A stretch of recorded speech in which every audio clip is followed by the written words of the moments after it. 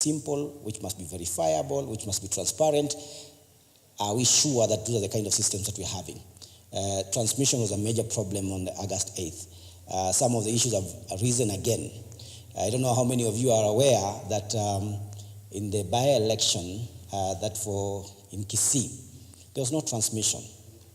So again, that's a major problem. So even after the 26th, there are still transmission problems in respect to the electoral process and technology. So those are issues that must be discussed. Voter registration, e-log audited the voter register after the 26th election. We have found similar problems that KPMG found. There's very little change, and we have shared this information with a number of stakeholders. Nothing has changed in terms of duplication. So we were supposed to have gone to an election on 8th with a clean register.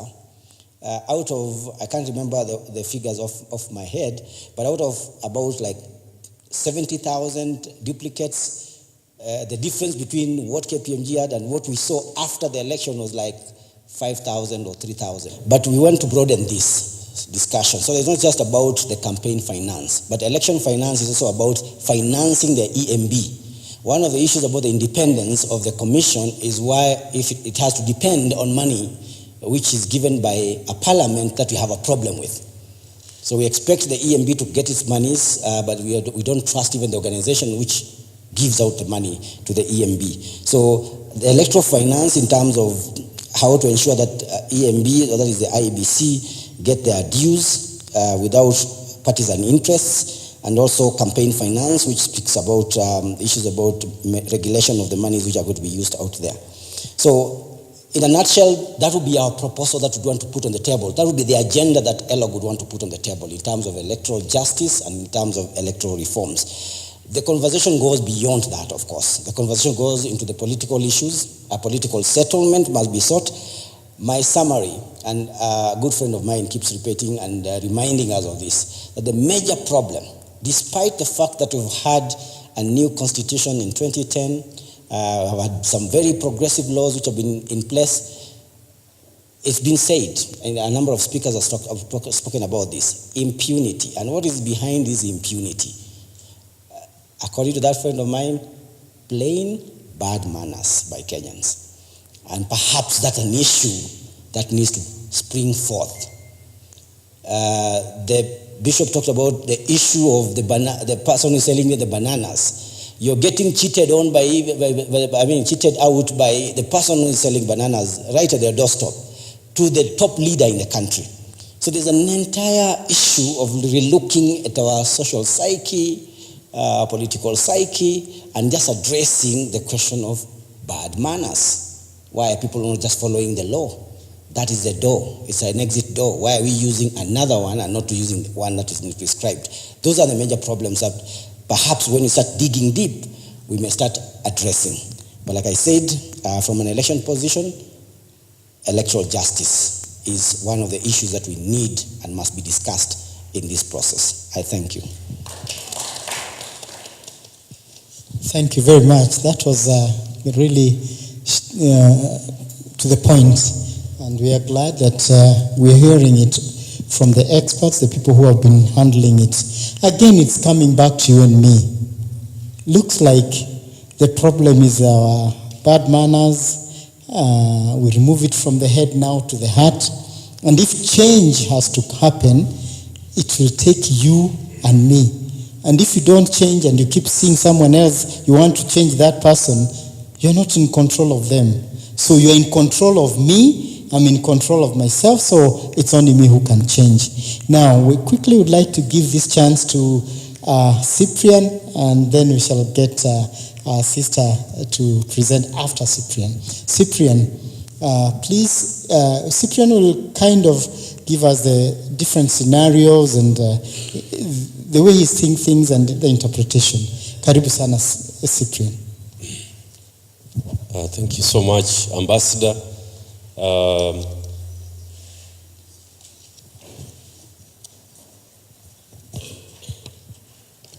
Over the last 2 years, first of all, thank you so much, the conveners, for making this possible.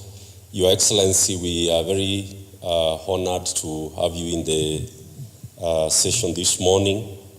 Some of us feel intimidated that we can speak and even suggest things with your collective experience, seeing not only Africa but the world. We must count ourselves very fortunate that Your Excellency, you are in the session this morning. And I want to say that I just want to make 3 points because this is a conversation. I hope this paper, once I circulate it to Ambassador Getau, can then be circulated to all of us for deeper reading. And I want to start by saying that what is happening in Kenya is that we have refused to remove our clothes so that we can shower. So we go to the shower and only wash our faces. The water falls on our clothes. We go home or we go to the bedroom, change the clothes and say we've bathed, but we only washed the face.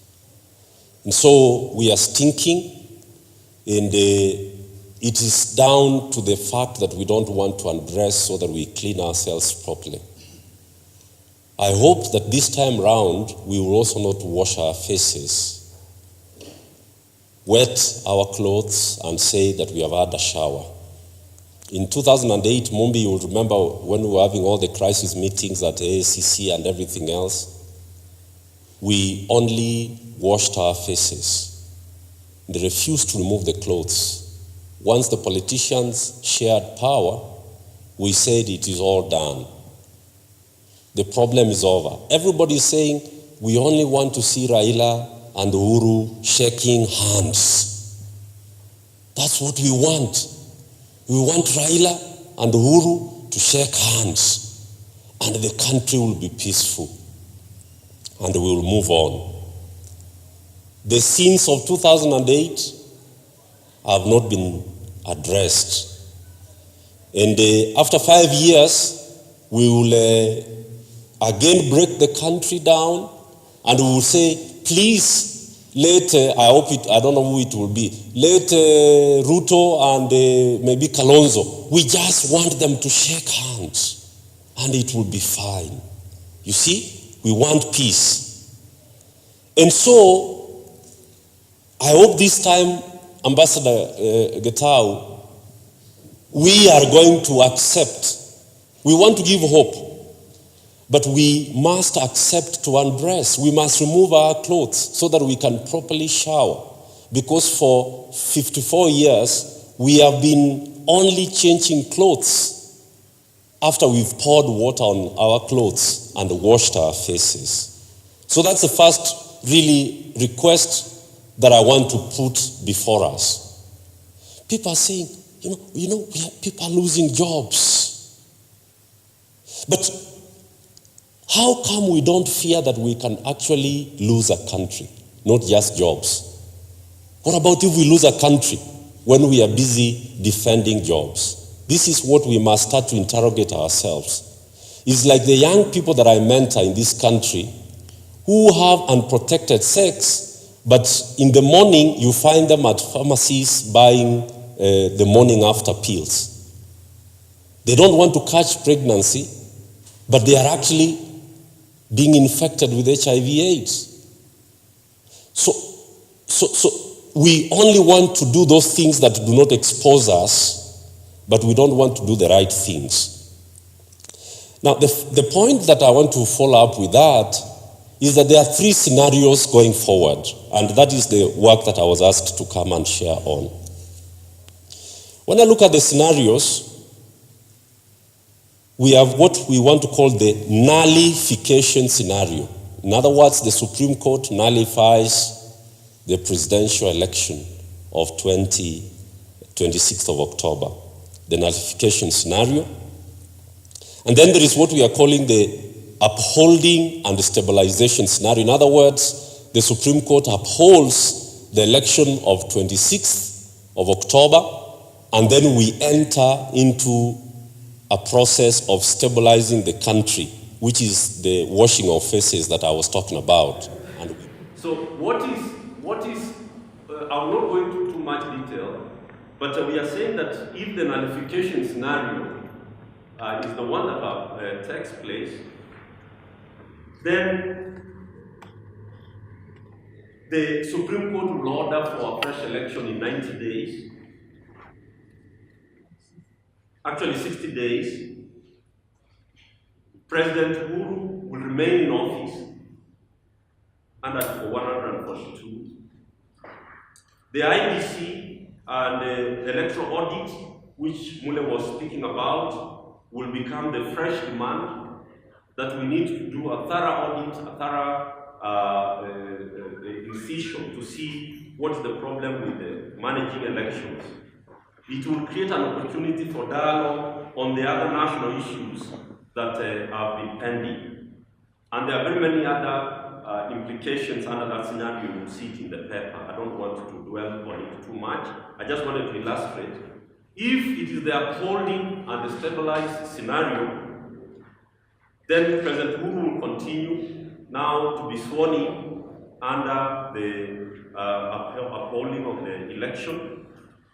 NASA will be requested to accept the election, support the swearing in, and we are imagining that under that scenario, then NASA will accept that Supreme Court finding, and that it will go to the table to open dialogue, so that the other issues that we are speaking about, the 10 issues, they are in the paper, can then be discussed going forward as a country. Key reforms to be carried out after a post-election audit, review, and reform, including institutional reforms. The third scenario is where the president's election is upheld, but we have an escalated conflict where NASA does not come around the table, and they even swear in the NASA presidential candidate, and that is the kind of scenario that you want to invest everything to avoid. So NASA will move into the People's Court and continue with this resistance agenda, including mass action programs, boycotts, etc. The government will respond to the NASA programs with the use of force and security agencies, coercion, and a litany of court cases. We have seen that the government is now willing to use courts to sue people if the Honorable Kosin's cases are anything to go by. The economy will grind to a halt. It's already in the ward. It might be pushed into the ICU. Dialogue will be agreed on much later, after massive economic, human, and national fabric losses have been suffered by the country. The Jubilee government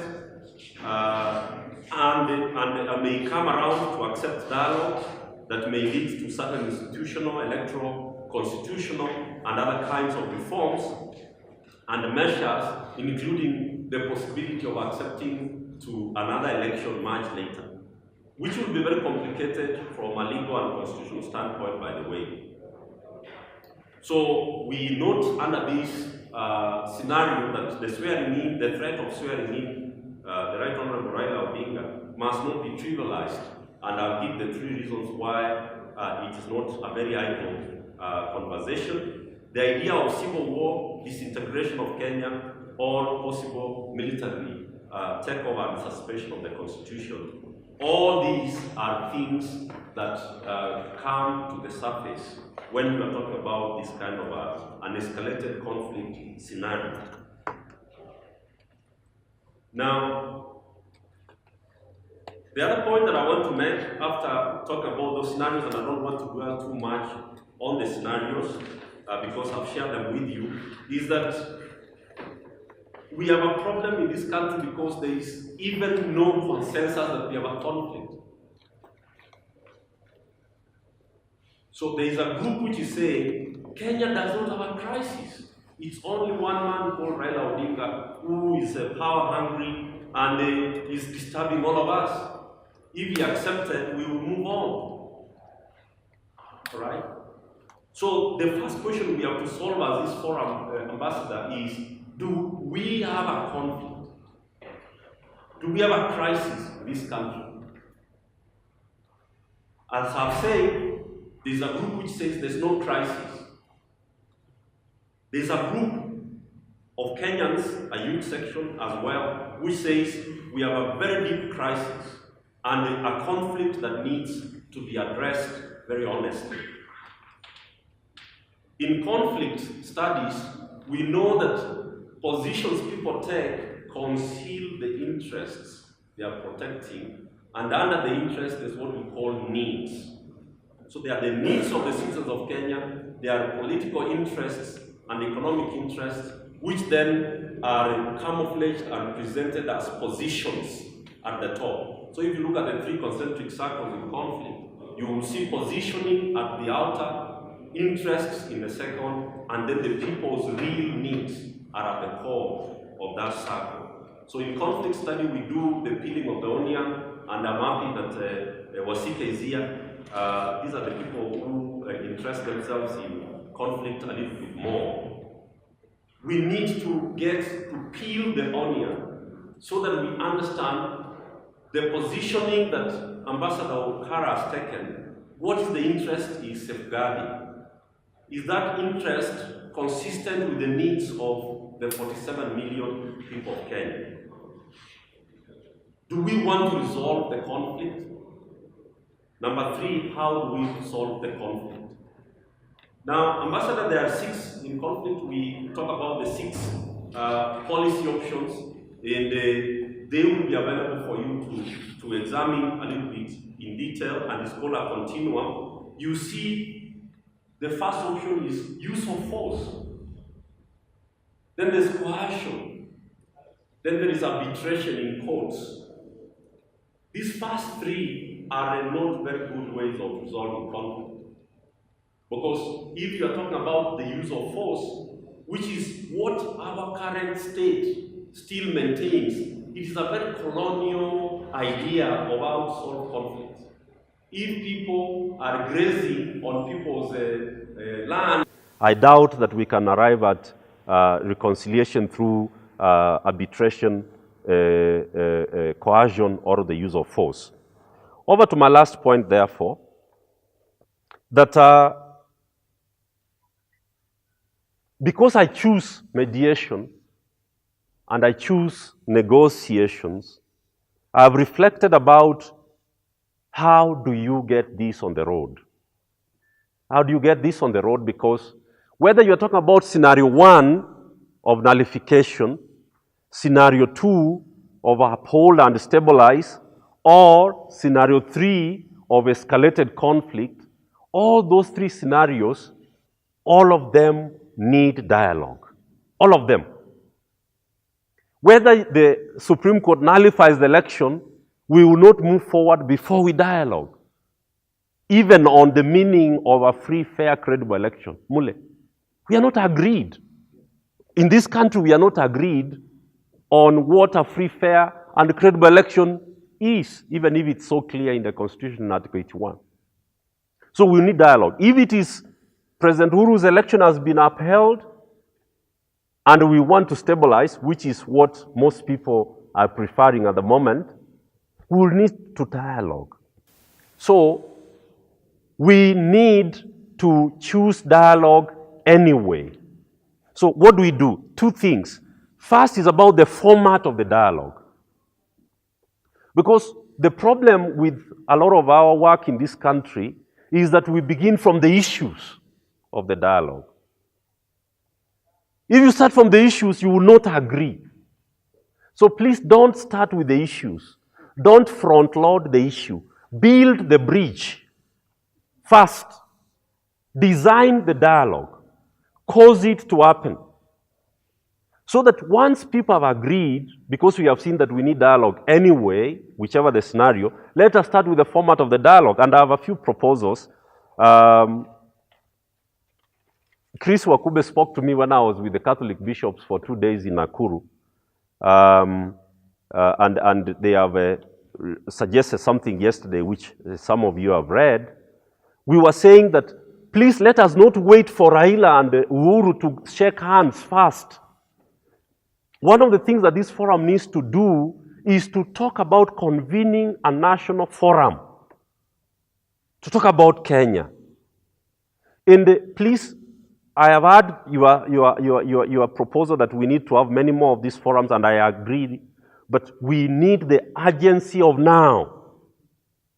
We don't have the leisure. While the Supreme Court is going on, because that is what is holding everybody back for now, we need to already pour out and start to talk. We need some forum at a national level, which is not to resolve the conflict, but to talk about dialogue and how it needs to be suggested. After that, in my view, we need to start talking about a panel. What kind of panel? Mediators, a panel of mediators. Who are these Kenyan mediators? Because in this country, foreign people are not liked, they are frowned at. And we know what we did in 2008. So we don't like foreign mediators. So that is not on the table right now. Let me share with you that. So we need to start thinking about Kenyan mediators. Kenyan mediators.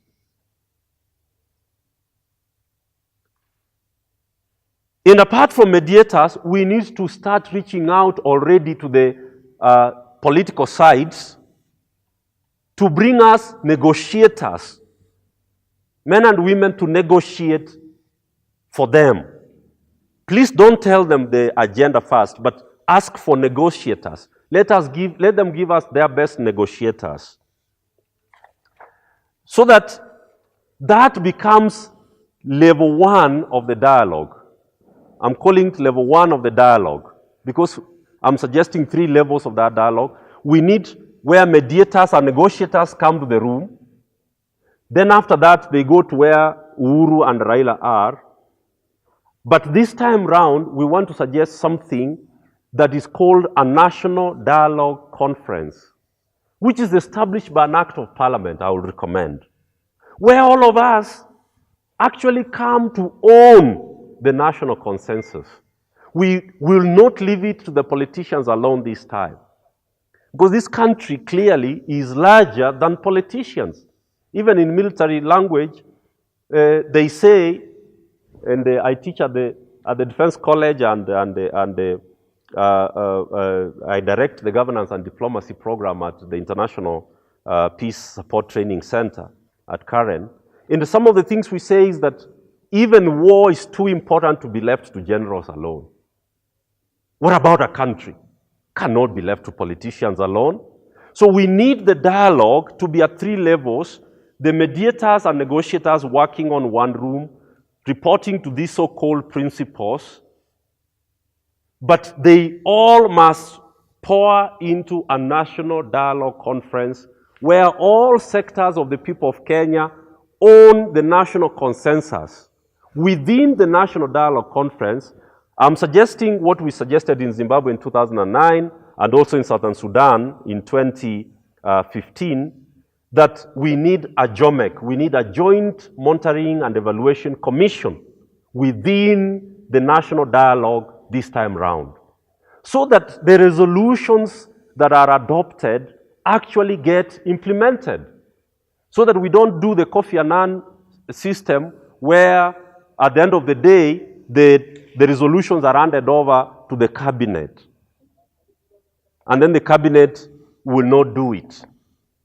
The people of Kenya need to own the national consensus so that we actually ensure that the resolutions are implemented. So if we design this kind of a vehicle and this kind of a bridge, in my view, then we have a chance of holding the country together. And we actually have a way of putting pressure on the political sides so that they realize that Kenyans want solutions, but they don't want to shred the country before the solutions finally arrive. So that is what I wanted to share this morning.